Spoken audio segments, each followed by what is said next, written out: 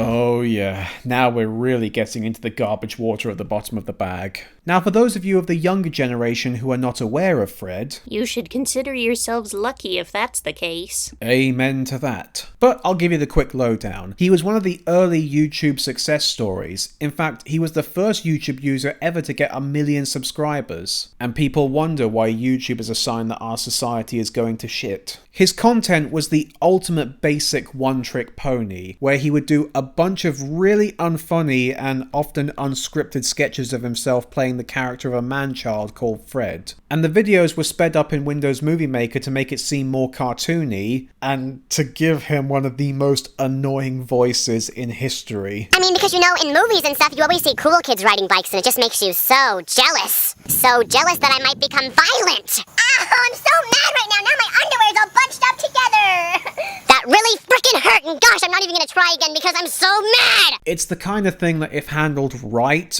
could have been a little bit funny, but when it's done by a 16-year-old who has no sense of comedic timing and is a terrible actor, you can see why this guy grated on people so quickly. But with YouTube being frequented by preteen kids, naturally they loved this guy and turned him into an icon. Why can't they do that for us? Because people who watch our show are required to at least have a brain to enjoy it, or at the very least are able to count to 20 without removing their shoes. In all fairness, Lucas Cruikshank, the creator of the character and the guy who portrays him, in a way I do have to feel a little bit proud for what he was able to achieve to get this level of fame at such a young age, and even though I don't like his content, he did actually handle his fame pretty well, especially compared to what future YouTube users would do with theirs. However, I can't forgive him for what he eventually did with his fame when Nickelodeon noticed him, by making one of the worst movies I have ever seen. This movie has the distinction of being the very first movie based off of a YouTube channel, a dark omen of things to come. I don't think I've seen a single movie based off of a YouTube series that I've actually enjoyed, or even what I'd call decent. That's not to say that movies from YouTube creators are bad. I've not seen The Fault in Our Stars or 8th Grade, but I've heard they're pretty good. So movies and TV shows that come from online creators can be good, but the ones based off of YouTube channels directly, or have YouTube personalities as the main stars, they seem to be recipes for disaster. And I will admit that this movie is not the worst YouTube movie I've ever seen, but given the kind of people who have made the other really bad YouTube movies are, I really don't want to give them more publicity, even if it's negative. So, what's the plot to this one? There's a plot? Well,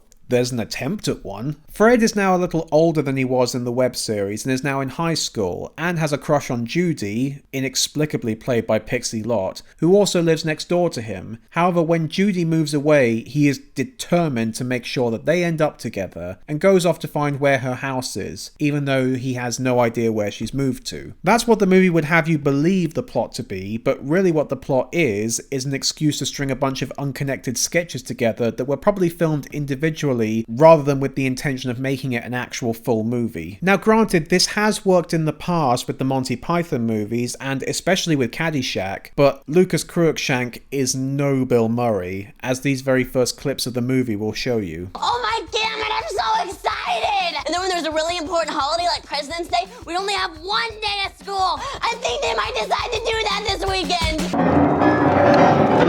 I'm thinking I might have Judy over today. I'm not really sure. I mean, my mom won't mind. I have friends over all the time and she never cares. My dad doesn't care either. Even Bill Murray's voice in Caddyshack wasn't as annoying as that. Hell, even the gopher from Caddyshack's voice is less annoying than that.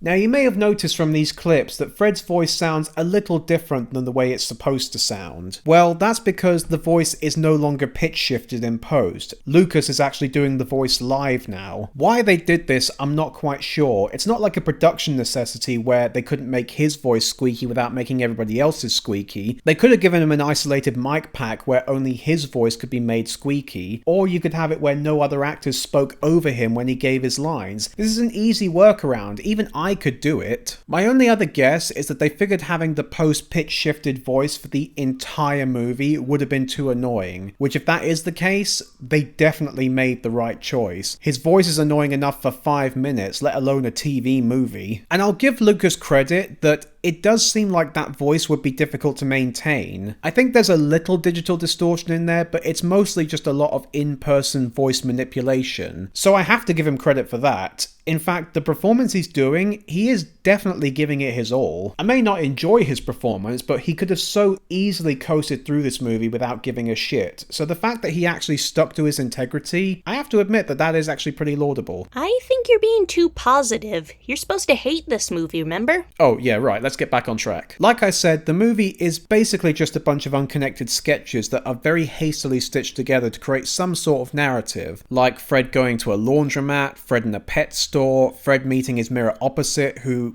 weirdly looks like my friend Simon, and Fred trying as hard as he can to get a mild swear out in a kids movie. Damn. Damn indeedy. Oh. Hey, watch that cussing. I'm just playing. It's a damn. It's what it is. Soak her in. Soak in all the damn beauty. Every single one of them is entirely unfunny and unbearably annoying. Graham, he's got crazy in his eyes. Stop. Leave Put the dog back. Put the dog back. Spray out. That's what to do. And in some cases, they don't even really make sense on how they even happen.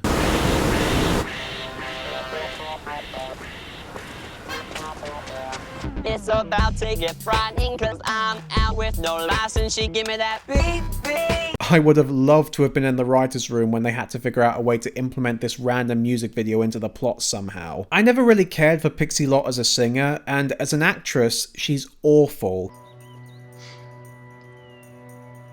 I thought we could sing together. So I was thinking of having a party this weekend. Yeah, we've been thinking about it. But maybe I'll just have it next Yeah, weekend. we aren't really instead. sure yet. She has no screen presence whatsoever, other than the fact that she weirdly reveals her cleavage a lot throughout the movie, and she can't convey any kind of emotion. I can't even tell if she's really trying at all, though to be fair, if I had to be in this movie, I probably wouldn't give a shit either. I do remember her saying in an interview once that she was a big fan of the old school Nickelodeon shows when she was a kid, like Kenan and Kel and all that. So doing this movie was probably a way to live up to a childhood dream, but the fact that she had to be in this movie, yeah, that was a dream that probably quickly turned into a nightmare. The other actors in the movie don't do much of a better job either. Jake Weary as the stereotypical bully Kevin is terrible because he just overacts to a T, almost to the point where he puts Lucas in the mud. Perfect. I got perfect pitch. I've been told since day one I have perfect pitch.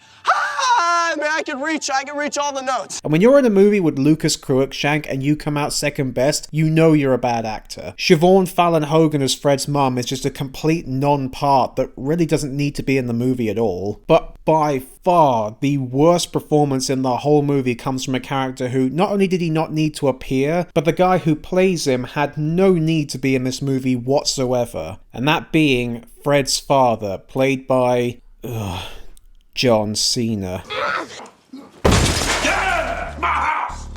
Oh no, please, not him. Admittedly, the idea of this character is that he's meant to be a joke, as he's Fred's imaginary dad, the way he wants his dad to be as the ultimate man's man, because he's kind of a runty sort of guy. But of all the people you could have gotten to play this role, why in God's name would you get the guy who has turned more people away from wrestling than even overpriced pay-per-view matches have done? Sometimes you don't use these muscles, you use this muscle. You gotta outthink Kevin, you gotta find another route. Dad, the only other route is blocked by the wall. The wall is nothing, it was put there to keep you and your true love apart. Granted, in recent years he has done some good performances, such as Peacemaker and Suicide Squad, but this was one of his earliest movies, and, well, let's just say that acting in the ring and acting on screen are two completely different things, because man does Cena turn in a bad performance here. His timing is even worse than Lucas's, his delivery is terrible, and the worst part about it is, unlike a lot of the other actors in the movie, he actually did want to be there. There's interviews and videos where he actually said how excited he was to be in this movie, and the fact that he seemed to enjoy actually being in this movie and yet turned out such a bad performance, that is unbelievably tragic. This is also the first movie we're talking about this week that, unlike the previous movies where there were some elements in there that I thought were actually kind of good or at least had potential to them, every aspect of this movie is done terribly. Not just the acting and the story, the production and cinematography look awful, unbelievably ugly and cheap. And I know that this is a TV movie, but I've seen Nickelodeon do way better than this even back in the 90s. The editing is terrible, to the point where there's even jump cuts in the middle of shots as if they're still making a YouTube video, especially near the end where they straight up make their own YouTube poop at the final party scene.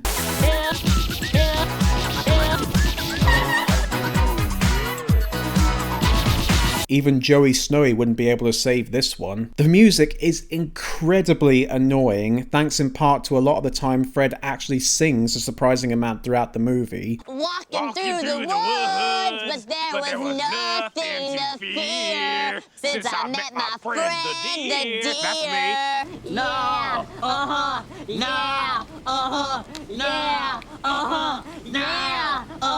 Which right there automatically makes this movie almost unbearable to watch, and most of the time I can't even figure out what the actual point of the movie is. To squeeze some money out of a popular YouTube star. Okay, yeah, I get that part, but what's the actual point to the story of this movie? To make people like you regret having eardrums? Well, they certainly achieved that. There's even some parts in the movie where I'm amazed they got away with it in a kids' film, which I would normally welcome, but again, it's not funny. My God, Gary!